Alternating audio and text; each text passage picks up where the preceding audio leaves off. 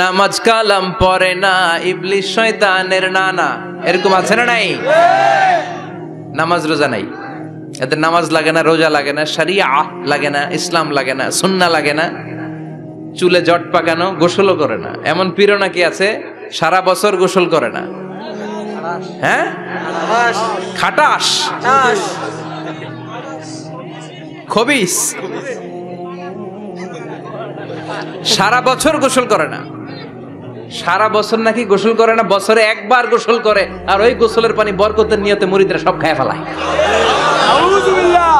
নামাজ কালাম পড়ে না, ইবলিস শয়তানের নানা। ধর্মের একখান খুঁটি ধইরা কয়দিন করবা হয়রানি। ভণ্ডামি ভণ্ডামি ভণ্ডামি, ছাইড়া দে ভণ্ডামি। দো দিল বান্দা কালমা চোর, না পায় শ্মশান না পায় ঘোর। দো দিল বান্দা কালমা চোর, না পায় শ্মশান না পায় ঘোর। দিন থাকিতে আয়রে পথে ছাইড়া দে ভণ্ডামি। ভণ্ডামি ভণ্ডামি ভণ্ডামি, ছাইড়া দে ভণ্ডামি। ঠিক কি না? এগুলোর সাথে ইসলামের সম্পর্ক নাই। এগুলোরে মারেফা বলে না, ওরা নাম দিছে মারেফত, আসলে মাইরের পথ। কথা বলেন ঠিক কিনা? মাইরের উপরে কোনো ওষুধ নাই, মাইরের মধ্যে ভিটামিন আছে। এজন্য বাংলাদেশে সুন্দর একটা কথা বলে যে সোজা আঙ্গুলে সবসময় ঘি ওঠে না, আঙ্গুল মাঝে মাঝে বাঁকা করতে হয়। এই বেয়াদব গুলারে শিক্ষা দিতে হলে ওই মাইরের পথে আপনাদেরকে যেতে হবে, ছিন্ন বিচ্ছিন্ন করে দিতে হবে, এদের সংঘবদ্ধ অবস্থানকে সারখার করে দিতে হবে, তাহলে দেখবেন সব সোজা হয়ে যাবে। চিল্লায় বলেন ঠিক কিনা? লা রুহবানিয়াতা ফিল ইসলাম, ইসলামের সন্ন্যাসবাদ নেই। Islam it's a very all encompassing social system. এটা হচ্ছে একটা ব্যালেন্সড রিলিজিয়নের নাম। মন গড়া কিছু করলেই আল্লাহর দরবারে সেটা কবুল হবে। এক সাহাবী ঘোষণা দিল, সারা রাত তাহাজ্জুদ পড়ব, রাত্রে আমি ঘুমাবো না। আরেক সাহাবী বলল, আমি বিয়ে করেছি কিন্তু বউয়ের কাছে যাব। আরেক সাহাবী বলল, আমি সারা বছর রোজা রাখবো, একটা রোজাও ভাঙবো না, একটা রোজাও ভাঙবো না। বিশ্বনবী শুনে রেগে গেলেন। বিশ্বনবী বললেন, কারা কারা এই ঘোষণা দিয়েছো যে সারা বছর রোজা রাখবা? সারা বছর রোজা রাখার সিস্টেম ইসলামে নাই। এটাকে আরবিতে বলে সাওমে ভিসাল। কি বলে? সারা বছর রোজা রাখলে কোনো সওয়াব হবে? কথা কন, হবে? কোনো সওয়াব হবে না। সারা রাত তাহাজ্জুদ পড়লে সওয়াব হবে? কোনো সওয়াবই নাই। আপনাকে ঘুমাতে হবে, আবার তাহাজ্জুদও পড়তে হবে, আবার ঘুমাতে হবে, আবার ফজরের নামাজে প্রথম কাতারে থাকতে হবে। চিল্লায় বলেন ঠিক কি না? এজন্য ইসলাম হলো ভারসাম্যপূর্ণ জীবন বিধান। ছেলে মেয়ে রেখে দিয়ে, সমাজ রেখে দিয়ে, কাজকর্ম রাজ্য রেখে দিয়ে আপনি সন্ন্যাসী সেজে বসে থাকলেন, এটার নাম ইসলাম না। বিশ্বনবী হচ্ছে গোটা বিশ্বের মানুষদের জন্য model, as a teacher, as a father, as a commander, as a messenger, as a law giver, as a law maker, as a reformer of the society, as a philosopher. Muhammad is the superman of the world. Chillai kon ঠিক কি না? তিনি শিক্ষক হিসেবেও সেরা, তিনি বাবা হিসেবেও সেরা। তিনি সাইয়্যিদাতুনা ফাতিমাকে এত ভালোবাসতো, বিশ্বনবী বলতেন, ফাতেমা আমার কলিজার টুকরা, যে ফাতেমারে কষ্ট দেয় সেজন্য আমি বিশ্বনবীরে কষ্ট দেয়। সফরে গেলে সবার শেষে ফাতিমার সাথে দেখা করে সফরে বেরোতেন, আবার সফর শেষ করে ঘরে ঢোকার সময় সবার আগে বিশ্বনবী ফাতেমার সাথে দেখা করে নিতেন। কি সুন্দর ফ্যামিলি লাইফ। তার মানে বাবা হিসেবে সেরা, আবার নানা হিসেবে সেরা। হাসান হুসাইন ছিল রায়হানা চাইন, বিশ্বনবীর পারফিউম। বিশ্বনবী বলতেন, রায়হানা চাইনি ফিদ দুনিয়া, হাসান এবং হুসাইন হলো দুনিয়ার বুকে আমার সুগন্ধি। হাসান হুসাইনের দেহের মধ্যে এমন কোন জায়গা নাই যেই জায়গায় বিশ্বনবীর দুইটা ঠোঁট লাগে নাই। হাসান হুসাইনের দেহের প্রতিটা জায়গায় বিশ্বনবী চুমু দিয়েছেন। হাসান কোলে উঠলে হুসাইন উঠতে চাইতো, হুসাইন উঠতে চাইলে হাসান উঠতে চাইতো। বিশ্বনবীকে ঘোড়া বানিয়ে হাসান কাঁধে উঠতো, আবার হাসানকে নামিয়ে দিয়ে হুসাইন কাঁধে উঠতো। তার মানে নানা হিসেবে সেরা। জোরে বলেন ঠিক কিনা? নবী হিসেবে সেরা, বিশ্ব নবীর সাথে গোটা বিশ্বের কোন নবীর কোনো তুলনা চলে নাকি? কোনো তুলনা চলে না, সব দিক দিয়ে তিনি সেরা, সবার জন্য আদর্শ। এই জন্য ইসলাম হচ্ছে it's a very balanced religion, ভারসাম্যপূর্ণ জীবন বিধান। আপনার যা মন চাইবে মারেফতের নামে আপনি চাইলেই করতে পারবেন? বিশ্বনবীর শেখানো সুন্নাহ পথে চললে অল্প করলেও এটাতে বরকত দিবে কে? আল্লাহ। অল্পতেও সওয়াব দিবে কে? আল্লাহ। এজন্য সূরার একটা নাম হলো সূরাতুল মা'রিফা। মা'রিফা মানে জানা বা চিনা। এই সূরা পড়লে আল্লাহরে জানা যায়, এই সূরা পড়লে আল্লাহকে চেনা যায়। চিল্লায় বলেন ঠিক কিনা? তার মানে দুইটা নাম জানলাম, একটা হচ্ছে সূরাতুত তাওহীদ। চিল্লায় বলেন কি নাম? সূরাতুত তাওহীদ। চিল্লায় কইছেন? চিল্লায় বলেন কি নাম? সূরাতুত তাওহীদ। দুই নম্বরে হলো সূরাতুল মা'রিফা, কি নাম?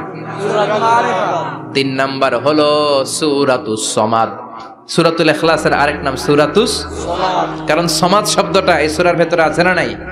কুল হুয়াল্লাহু আহাদ আল্লাহুস সামাদ লাম ইয়ালিদ ওয়া লাম ইউলাদ ওয়া লাম ইয়াকুল লাহু কুফুয়ান আহাদ। তার মানে সমাদ কার নাম? চিল্লায় বলেন আল্লাহর নাম। সমাদ হচ্ছে আল্লাহর নাম। সমাদের বিপরীত হচ্ছে সনাম। সমাদ শব্দের বিপরীত কি? সনাম মানে মূর্তি। সনাম মানে কি? স্ট্যাচু। সনাম মানে মূর্তি। বিশ্বনবীর জামানায় এক লোক মূর্তির ইবাদত করত, মূর্তিটারে সব সময় আদর করত, মূর্তিটারে সব সময় ভালোবাসতো, সোহাগ করত, মূর্তির কাছে চাইতো।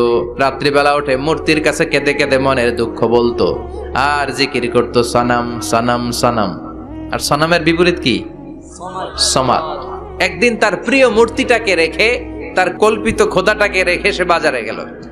বাজার থেকে এসে দেখে তার মূর্তি গোসল করে দাঁড়ায় আছে, উপরে পানি, গোসল করা পানি। He thought it is the water of mercy and barakah. সে ভাবলো যেহেতু আমার খোদার গায়ের পানি, এটা রহমতের পানি হবে। কথা বলেন, খোদায় যদি গোসল করে খারাপ পানি দিয়ে করবে নাকি? কথা কয় না। এটা অনেক দামি পানি হবে, এটা নিশ্চয়ই বরকতের পানি হবে। He thought it is the water of mercy and blessings and water of rahmah. সে ভাবলো এটা রহমতের পানি। এই পানিকে তো এমনি মিস করা যায় না। যত রোগ আছে সব রোগের নিয়তে এখনই খাওয়া শুরু করে দেই। জিহ্বা দিয়ে চাটতে শুরু করেছে। Started to suck it, the water of barakah. When he started to suck it, he found the taste is little bit weird. The taste is bitter. স্বাদটা একটু কটা কটা লাগে, লোনা লোনা লাগে, টক টক লাগে। বাট সে মনে মনে ভাবে এটা তো রহমতের পানি, ইট শুড বি সুইটার। এটা তো মিষ্টি হওয়ার কথা। কি হওয়ার কথা? It should be sweeter, but it is bitter. স্বাদটা কেমন টক টক, কটা কটা, লোনা লোনা, লবণ লবণ লাগে। ঘটনা কি? রহমতের পানি, খোদার গায়ের পানি, এটা কটা হবে কেন? খুঁজতে লাগলো কোনো কিছু ঘটছে কিনা। আশেপাশে তাকায় দেখে হাদিসে এসেছে সালাবান। সালাব মানে কি কে জানে? কুত্তা না, খ্যাকশিয়াল। আসলে কি? খ্যাকশিয়াল। আমরা বলে ফেলি যে কুকুর, আসলে দুইটা কুকুর সে দেখতে পেল, আর দেখলো এখনো রহমতের পানি পড়তেছে জায়গা দিয়ে জায়গা দিয়ে। রহমতের পানি ইজ ড্রপিং ডাউন, পানি পড়ছে এখনো। বুঝতে আর বাকি রইল না, আসলে এটা রহমতের পানি না, এটা গজবের পানি। কথা বলেন। রেগে মেগে আগুন। ঘটনা কি? এতদিন ভাবতাম খোদা, এখন দেহি হুদা। রাতের ঘুম নষ্ট করে কত রাত কেঁদেছি, কত রাত মনের কথাগুলো তাকে আমি বলেছি, এখন দেহি হুদা। আগে ভাবতাম খোদা। আসলে তো এইটা আমার কিচ্ছু করতে পারবে না, এটার এখন সাইজ করার সময় আসছে। কথা কন। মূর্তিটাকে নিয়ে জমিনের মধ্যে আছড়াতে শুরু করলো, ভাঙতে ভাঙতে হাত আলাদা করলো, খোদার হাত পা সব আলাদা করে ফেলছে। খোদারে মাইরা সাইজ করে তুরজা করে ফেলাইছে। হাত পা, খোদার হাত পা নিয়ে বিশ্বনবীর কাছে চলে গিয়েছে, যে বলে আব্দুল্লাহর বেটা মোহাম্মদ, বড্ড ভুলের ভেতরে আমি ছিলাম। এই কল্পিত খোদা, এই মূর্তি আমারে কিছু করতে পারবে না। যে নিজেকে খ্যাকশিয়ালের পেশাব থেকে নিজের দেহটারে বাঁচাতে পারে না, এই খ্যাকশিয়ালের পেশাব থেকে যে নিজের রক্ষা করতে পারলো না, সে কিয়ামতের দিন কঠিন মুসিবতের কালে জাহান্নামের আগুন থেকে আমারে কেমনে বাঁচাবে? কেমনে বাঁচাবে? আমি আর এই কল্পিত খোদার ইবাদত করতে চাই না। আপনি আমাকে শাহাদা পড়িয়ে দেন। কি পড়িয়ে দেন? ঝিনুকের ভেতর লুকিয়ে থাকে যেমন মতি, ঝিনুকের ভেতর লুকিয়ে থাকে যেমন মতি, কালমা শাহাদাতে আছে আল্লাহর জ্যোতি, কালমা শাহাদাতে আছে আল্লাহর জ্যোতি। পড়েন সবাই। ঝিনুকের ভেতর লুকিয়ে থাকে যেমন মতি, ঝিনুকের ভেতর লুকিয়ে থাকে যেমন মতি, কালমা শাহাদাতে আছে আল্লাহর জ্যোতি, কালমা শাহাদাতে আছে আল্লাহর জ্যোতি। পড়েন আল্লাহু আকবার। এসে বলে আব্দুল্লাহর বেটা মুহাম্মদ, আর আমি এই কল্পিত মূর্তির ইবাদত করতে চাই না, আমারে পড়িয়ে দেন লা ইলাহা ইল্লাল্লাহু মুহাম্মাদুর রাসূলুল্লাহ সাল্লাল্লাহু আলাইহি ওয়াসাল্লাম। কালিমা পড়ে মুসলমান হয়ে গিয়েছে। তার মানে এই সূরার আরেকটা নাম হচ্ছে সূরাতুস সামাদ। তিনটা নাম আমরা শিখলাম এই সূরার। প্রথমে শিখেছি সূরাতুত তাওহীদ, 2 নম্বরে শিখেছি সূরাতুল মারিফা, 3 নম্বরে শিখেছি সূরাতুস সামাদ। এই সূরাটা অনেক ফজিলতপূর্ণ সূরা।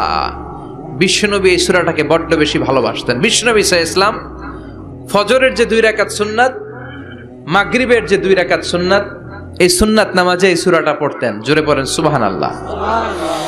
আবার যারা হজ উমরা করতে গিয়েছেন, তাওয়াফ করা লাগে, ফরজ তাওয়াফ আছে, নফল তাওয়াফ আছে, 7টা টার্ন করা লাগে। হাজরে আসওয়াদ থেকে শুরু করে আবার হাজরে আসওয়াদ পর্যন্ত 1 চক্কর, এরকম 7টা চক্কর দিলে হয় একটা তাওয়াফ।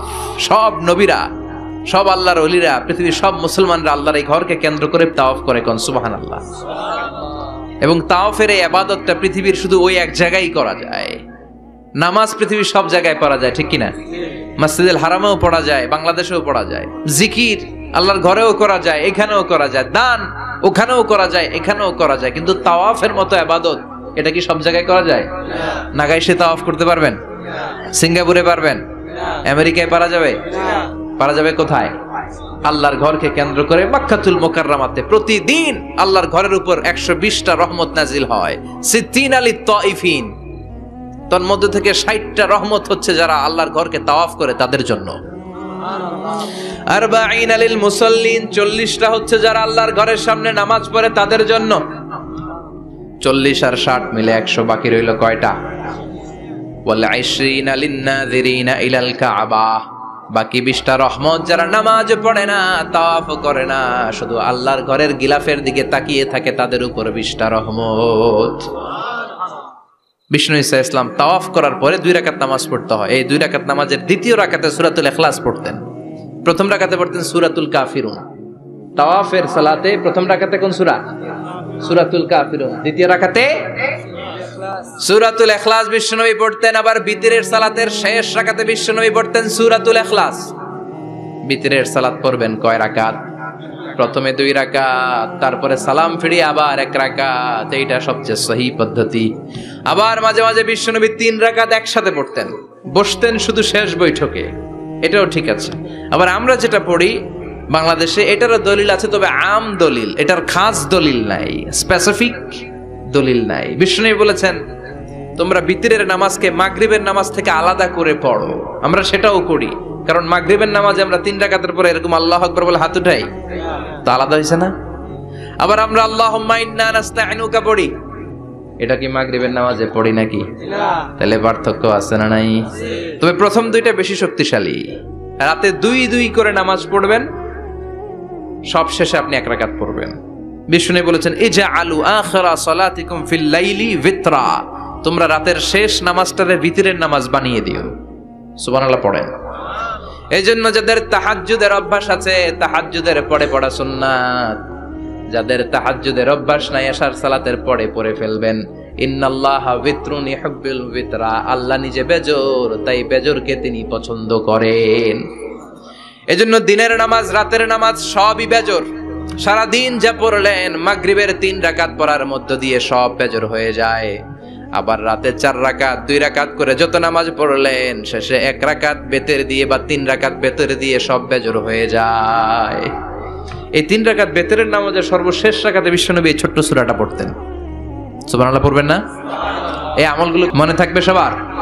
আবার বিশ্বনবী বলতেন সূরাতুল ইখলাস সাধারণ সূরা না, এটা সুলুসুল কোরআন, 1/3 অফ দা বুক, কোরআনের 3 ভাগের 1 ভাগ। কোরআন 30 পারা, এই সূরা একবার তেলাওয়াত করলে 10 পারার সওয়াব হয়ে যায়, 2 বারে পড়লে 20 পারার সওয়াব হয়ে যায়, 3 বারে পড়লে 30 পারার সওয়াব হয়ে যায়। পড়েন সুবহানাল্লাহ।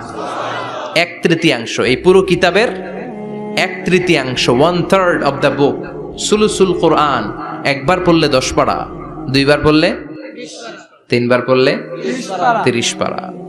অনেক মুহাদ্দিসিন এবং মুফাসসিরিনরা বলে না, সুলুসুল কোরআন 1/3 অফ দা বুক দিয়ে বিশ্বনবী এটা বুঝায় নাই, বিশ্বনবী বুঝিয়েছে অন্য একটা জিনিস। সেটা কি? সেটা হচ্ছে পুরো 30 পারা কোরআনের কথাকে যদি আমাকে 3 শব্দে আপনি আমাকে বলতে বলেন যে হুজুর পুরো 30 পারায় আল্লাহ কি বলেছে, আমি বলবো তাওহীদ, রিসালাত, আখিরাত। এই 3টা কথা পুরো 30 পারা কোরআনের ভেতরে আল্লাহ তাআলা আমাদেরকে বলেছেন। তাই কোরআনের যে সূরারই তাফসীর আমি করি না কেন, সেখানে হয় তাওহীদ, নয় রিসালাত, নয় আখিরাতের কথা সেখানে আছে না নাই? এজন্য পুরো কোরআনের শিক্ষাটাকে প্রেসাইজ করলে, কনসাইজ করলে 3টা শব্দ দাঁড়ায়, তাওহীদ, রিসালাত, আখিরাত। যেহেতু সূরাতুল ইখলাসের ভেতরে তাওহীদের কথা আছে, তার মানে 3 ভাগের 1 ভাগ কথা আছে না নাই? সুবহানাল্লাহ পড়েন। সুলুসুল কোরআন 1/3 অফ দা বুক, একবার পড়লে 10 পারা, 2 বার পড়লে 20 পারা, 3 বার পড়লে পুরো কোরআনের খতম। কিংবা যে 3টা মেসেজ আল্লাহ দিতে চেয়েছেন পুরো কোরআন দিয়ে, তার একটা এই সূরার ভেতরে আছে না নাই? চিল্লায় বলেন। আবার বিশ্বনবী মদিনাতে হিজরতের আগে কোবা পল্লীতে মসজিদ বানালেন, মসজিদে কোবা। হজ করতে গেলে, উমরা করতে গেলে লোকজন এই মসজিদটাতে বড্ড ভিড় করে, কারণ বিশ্বনবী প্রতি সপ্তাহের শনিবার এই মসজিদে যেতেন। কি বার? কথা বলেন। এজন্য মদিনাতে গেলে শনিবারে জিয়ারাত করা সুন্নাত। শনিবারে, প্রতি শনিবারে বিশ্বনবী মসজিদে নববী থেকে হেঁটে হেঁটে হেঁটে হেঁটে এই মসজিদে কোবায় যেতেন। এবং বিশ্বনবী বলেছেন যারা ঘর থেকে ওযু করে এই মসজিদে কোবায় যে 2 রাকাত নামাজ পড়বে, একটা কবুল উমরা হজের সওয়াব আল্লাহ তার আমলনামায় দিয়ে দিবে। সুবহানাল্লাহ। এই মসজিদে কোবা মসজিদের জন্য বিশ্বনবী একজন ইমাম নির্ধারণ করলেন। ইমাম সাহেবকে বললেন যাও তুমি নামাজ পড়াও। বিশ্বনবীর অ্যাপয়েন্ট দেয়া ইমাম সাহেব কোবা পল্লীতে যে নামাজ পড়ানো শুরু করলেন, কিন্তু সমস্যা বেঁধে গেল। তিনি মাগরিবের নামাজ, এশার নামাজ আর ফজরের নামাজ, মানে যেই নামাজে আওয়াজ করে কেরাত পড়তে হয়, কয় নামাজে আওয়াজ করে কেরাত? কথা বলেন। কি কি? মাগরিব, এশা, ফজর। এই ইমাম সাহেব ইমামতির চান্স পেয়ে প্রতি রাকাতের নামাজে সূরা ফাতিহা পড়ার পরই সূরা ইখলাস দিয়ে নামাজ শুরু করে, তারপরে আরেকটা সূরা পড়ে, আবার দ্বিতীয় রাকাতে সূরাতুল ফাতিহা পড়ে, আবার সূরা ইখলাস। ফজরের সময়ও সূরা ইখলাস, এশার সময়ও সূরা ইখলাস, মাগরিবের সময়ও এই সূরা। মুসল্লিরা সব খেপে গিয়েছে, সবাই বলে ও ইমাম সাহেব ঘটনা কি, খালি কুল হু আল্লাহ পড়েন কেন? আর সূরা নাই আপনার? খালি কুল হু আল্লাহ পাইছেন নাকি? নাগাইশ জামে মসজিদের ইমাম সাহেব মাগরিবের প্রথম রাকাতেও সূরাতুল ইখলাস, দ্বিতীয় রাকাতেও ইখলাস, এশার নামাজের প্রথম রাকাতেও ইখলাস, দ্বিতীয় রাকাতেও ইখলাস, ফজরের রাকাতেও ইখলাস, দ্বিতীয় রাকাতেও ইখলাস। কি করবেন? আজকে ইমামের একদিন কি আমার একদিন। পাইছেন কি আপনি? সবাই বলে আপনি পাইছেন কি? ইমাম সাহেব কয় পড়তে মন চাইলে পড়ো, নাইলে অন্য মসজিদে যাও। কারণ এটা বাংলাদেশের সিস্টেমে সভাপতি সেক্রেটারির নিয়োগ দেয়া ইমাম না, নিয়োগ দিয়েছে বিশ্বনবী। আবার ক্যান্সেল করলেও লাগবে বিশ্বনবীরে, ঠিক কিনা? নিয়োগ দিয়েছে বিশ্বনবী, নিয়োগ বাতিল করলেও করবে কে? বিশ্বনবী। মুসল্লির তো কোনো ইখতিয়ার নাই। সব মুসল্লিরা মিলে বিশ্বনবীর দরবারে যায়, যে বলে নবী কি ইমাম সাহেব দিলেন, কুল হু আল্লাহ ছাড়া কিচ্ছু পারে না, খালি কুল হু আল্লাহ। কি এক মুসিবতে আছি, প্রত্যেক নামাজে কুল হু আল্লাহু আহাদ দিয়ে শুরু করে, এরপরে আরেক সূরা পড়ে। ঘটনা কি? বিশ্বনবী বললেন ইমাম সাহেব রে ডাকো। বিশ্বনবী ইমাম সাহাবীরে বললেন ও সাহাবী কেন এই কাজটা করো? তোমার মুসল্লিরা বলে প্রতি রাকাতে কেন কুল হু আল্লাহ দিয়ে শুরু করো, ঘটনাটা কি? অন্য সূরা পড়ো না কেন? সাহাবী বলে নবী গো এই সূরাটারে আমি বড্ড বেশি ভালোবাসি, কারণ ফিহি সিফাতুর রহমান, এই সূরার ভেতরে আমার আল্লাহর পরিচয় আছে গো নবী।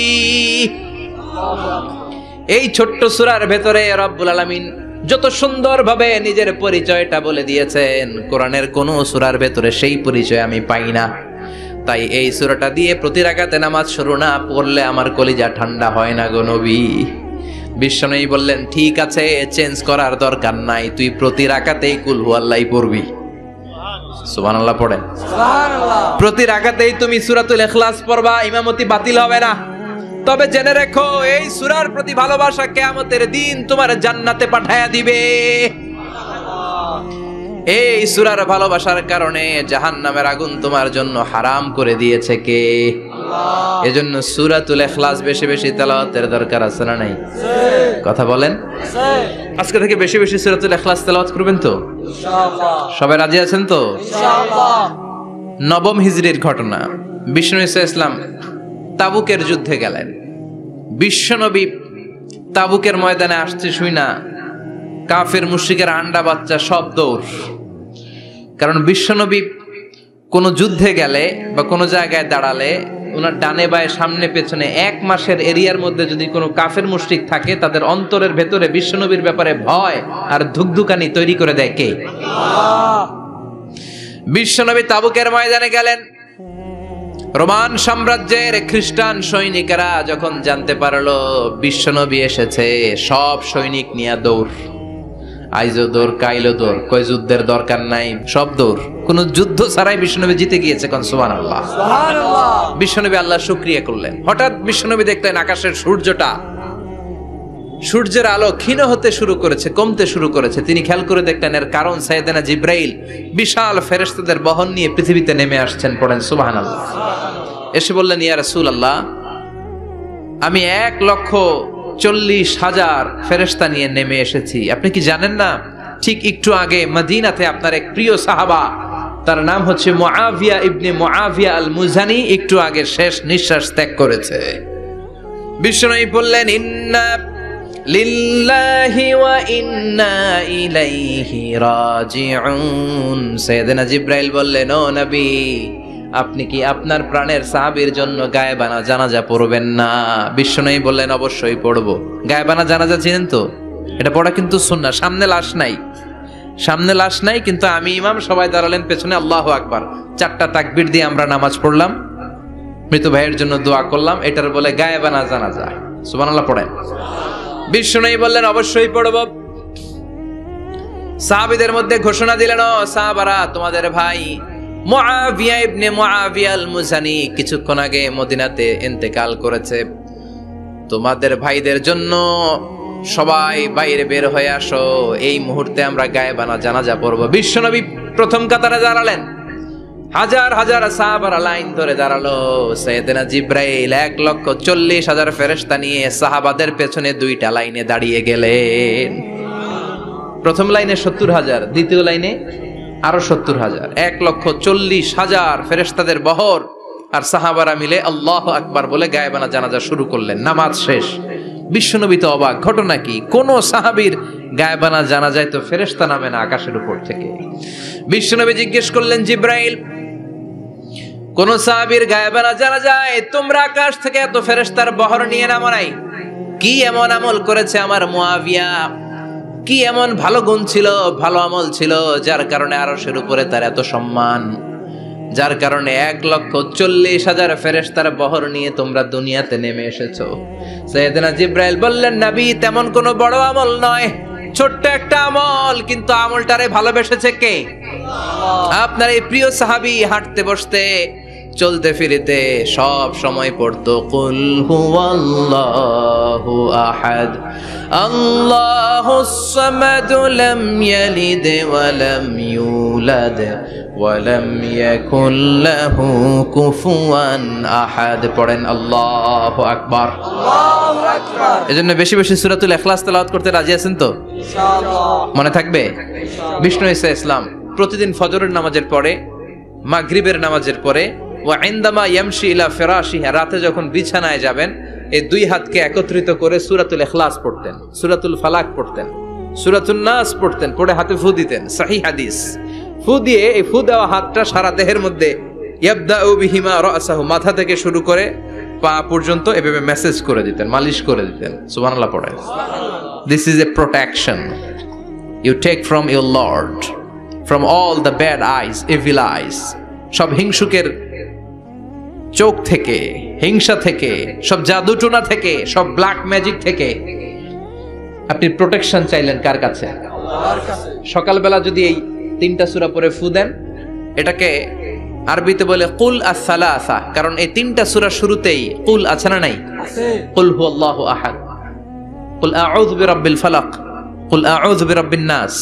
এজন্য এই 3টাকে আরবিতে বলে কুল আস-সালাসা, মানে 3 কুল। কি বলে? 3 কুল। সূরাতুল ইখলাস, সূরাতুল ফালাক, সূরাতুন নাস। ফজরের পরে, মাগরিবের পরে আর বিছানায় যাওয়ার সময় 2 হাত একত্রিত করে ফু দিবেন, সারা গায়ে মেসেজ করবেন। মনে থাকবে? আজকে থেকে মনে থাকবে তো? কালকে থেকে এটার আমল করা যাবে না?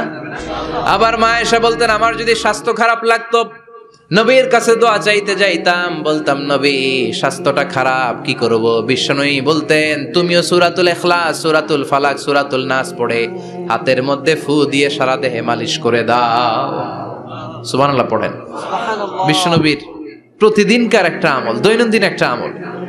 আবার বিশ্বনবী একবার সিজদায় পড়ে আছেন, হঠাৎ করে লাদাগাতহু আকরাব, একটা বিচ্ছু পোকা বিশ্বনবীকে কামড় দিল। এটাও সহিহ হাদিস।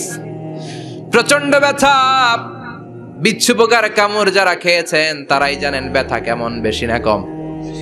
বিচ্ছু চিনেন তো? কি বলেন আগাইছে? বিচ্ছু কয়? এই বিচ্ছু পোকা কামড় দিয়েছে, প্রচন্ড ব্যথা পেয়েছে বিশ্বনবী। বিশ্বনবী বললেন, লাআনাতুল্লাহি আলাল আকরাব, এই বিচ্ছুর উপর আল্লাহর লানত। মুসল্লিও চিনে না, নবীও চিনে না, কামড় তো দিয়ে বসছে। বিশ্বনবী বললেন, লবণের পানি গরম দাও। লবণের পানি আনা হলো। বিশ্বনবী বললেন, আঙ্গুলের মধ্যে ঢালো। পানি ঢালতে শুরু করা হলো, আর বিশ্বনবী পড়তে আরম্ভ করলেন, কুল হুয়াল্লাহু আহাদ, আল্লাহুস সামাদ, লাম ইয়ালিদ ওয়া লাম ইউলাদ ওয়া লাম ইয়াকুল লাহু কুফুয়ান আহাদ। পড়েন আল্লাহু আকবার। এজন্য সূরাতুল ইখলাস, এটার জন্য আমাদের দৈনন্দিনকার একটা আমল হয়, প্রতিদিন যেন আমরা এটা পড়ি, তাহলে আমল নামা সওয়াব দিয়ে পূর্ণ করে দিবে কে? এই মাক্কি সূরাটি কেন এবং কোন সিচুয়েশনে, কোন পরিস্থিতিতে মক্কায় নাজিল হলো তার একটা ব্যাকগ্রাউন্ড আছে। এটাকে বলে শানে নুজুল। কেন নাজিল হলো শুনতে মনে চায়? কষ্ট হচ্ছে না তো?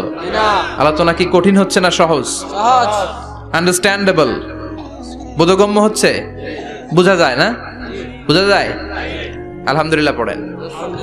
মক্কার লোকেরা এসে বিশ্বনবীরে ধরলো, ইয়া মুহাম্মদ বাইয়িন লানা সাল্লাল্লাহু আলাইহি ওয়াসাল্লাম, বাইয়িন লানা নাসাবা রাব্বিক। ও আব্দুল্লাহর বেটা মুহাম্মদ, তোমার রবের নসবনামা বর্ণনা করো। কি নামা? কথা কন। নসবনামা বুঝেন তো? কি? হ্যাঁ, বংশ পরিচিতি। মাশাআল্লাহ। নসবনামা মানে বংশ পরিচিতি, বংশধারা, বংশ তালিকা। যেমন আমার নাম মিজানুর রহমান, আব্বার নাম আলী আহমদ, দাদার নাম জাইনুল আবিদিন, তার বাপের নাম মাকরাম। এটা আমার বংশ পরিচিতি।